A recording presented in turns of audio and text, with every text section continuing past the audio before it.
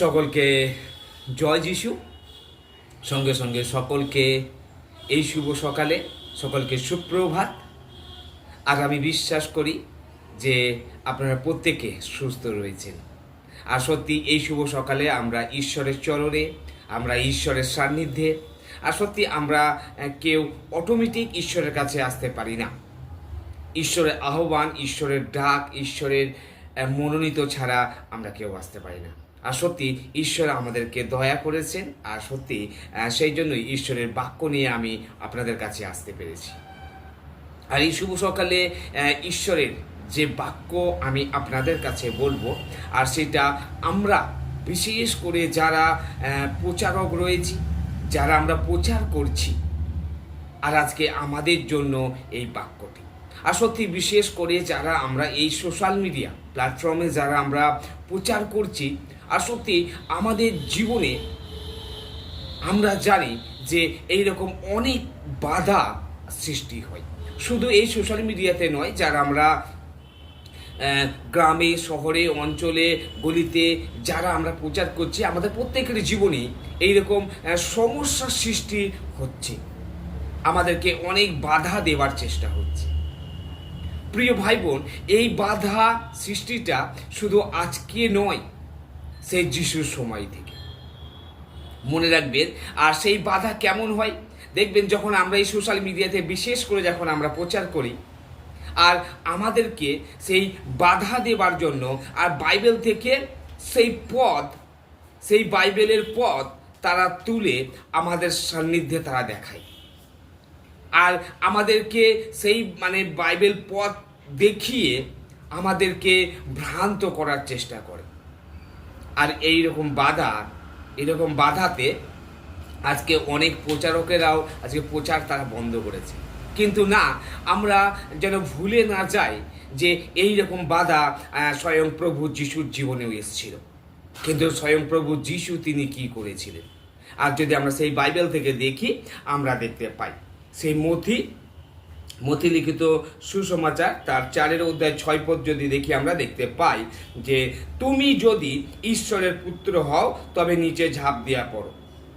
দেখুন তারপরে কি বলছে, শয়তান সেই ঈশ্বরের বাক্য অনুযায়ী তিনি কথা বলছেন, কেননা লেখা আছে তিনি আপন দূতগণকে তোমার বিষয়ে আজ্ঞা দিবেন, আর তাহারা তোমাকে হস্ত করিয়া তুলিয়া লইবে, পাছে তোমার চরণ প্রস্তরের আঘাত না লাগে। প্রিয় ভাই বোন, এইরকম যখন আমরা সোশ্যাল মিডিয়াতে বা অন্যান্য জায়গায় যখন প্রচার করি, আমাদের জীবনেও এইরকম অনেক বাধা আসে। আর সেই বাধাটা কি? সেই বাধাটা বাইবেলের পথ দেখিয়ে আমাদেরকে বাধা সৃষ্টি করে।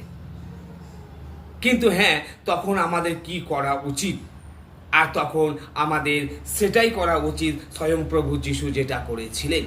যদি আমরা মনে করি যে না, তাদেরকে উত্তর দেবার দরকার রয়েছে, তাদেরকে সঠিকটা জানাবার দরকার রয়েছে, হ্যাঁ, তখন যেন আমরা আমাদের চিন্তা অনুযায়ী যেন কথা না বলি, আমাদের গায়ের শক্তি দেখিয়ে যেন কথা না বলি।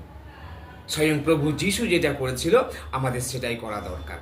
আর সেটা কি? যদি আমরা 7 পদ দেখি, সেখানে দেখতে পাই যিশু তাহাকে কইলেন, আবার লেখা রয়েছে তুমি আপন ঈশ্বর প্রভুর পরীক্ষা করিও না। অর্থাৎ সেই বাক্য অনুযায়ী আপনাকে কথা বলতে হবে, সেই বাক্য তাকে জানাতে হবে। দ্বিতীয়ত একটা কথা বলতে চাই, আর সেটা হলো যে এই যে বাধা সৃষ্টি, সেটা শুধু আপনার আমার জীবনে নয়। আজকে যদি আমরা সাধু পৌলের জীবন দেখি, আর সাধু পৌলের জীবনেও ঠিক একই রকম বাধা এসেছিল। যদি আমরা সেই বাইবেল থেকে দেখি, আমরা দেখতে পাই, বাইবেল থেকে যদি আমরা দেখি সেই প্রেরিত তার 13 অধ্যায় 8 পদ যদি আমরা দেখি, সেইখানে আমরা দেখতে পাই, কিন্তু ইলুমা সেই মায়াবী, কেননা অনুবাদ করিলে ইহাই তাহার নামের অর্থ, সেই দেশাধ্যক্ষকে বিশ্বাস হইতে ফিরাইবার চেষ্টায় তাহাদের প্রতিরোধ করিতে লাগিল। সাধু পৌলের জীবনেও ঠিক এই রকম আজকে সেই বাধা সৃষ্টি হয়েছিল। তাহলে আমাদের কি করা দরকার রয়েছে? আমরা কিন্তু অনেক সময়, আমি দেখেছি এই সোশ্যাল মিডিয়াতে বিশেষ করে, আমরা অনেক সময় আর তাদেরকে উত্তর দেওয়ার পরিবর্তে আমরা তাদের সঙ্গে অযথা তর্ক করি। আমরা অযথা তাদের সঙ্গে তর্ক করছি। কিন্তু আমি বলতে চাই যে না, ঈশ্বরের বাক্য যেটা বলে আমাদের সেটা মানা দরকার রয়েছে। ঈশ্বরের বাক্য বলে, যদি আমরা বাইবেল থেকে দেখি, সেই ফিলিপ তার 2:14 আর সেইখানে বলে যে তোমরা বচসা ও তর্ক বিতর্ক বিনা সমস্ত কার্য করো। প্রিয় ভাই বোন, এইখানে আমাদেরকে বলেছে আমরা যেন তর্ক বিতর্ক যেন আমরা না করি। আমরা তর্ক বিতর্ক ছাড়া আমরা কাজ করব। যদি আপনি মনে করেন যে না আপনার পক্ষে সেই উত্তর দেওয়াটা সম্ভব, আপনি উত্তর দিন, কিন্তু তর্ক করবেন না। তর্ক থেকে বিরত থাকুন। আপনি যেমন ঈশ্বরের প্রচার কার্য করছেন, আপনি তেমনই করে চলুন। আর ঈশ্বর আপনার সঙ্গে থাকবে। ঈশ্বর আপনাকে উত্তর জুগিয়ে দেবেন। ঈশ্বর আপনাকে পরিচালনা করবে। ঈশ্বর তার আপন বাক্যে আমাদের প্রত্যেককে আশীর্বাদ করুক। আমেন। জয় যিশু।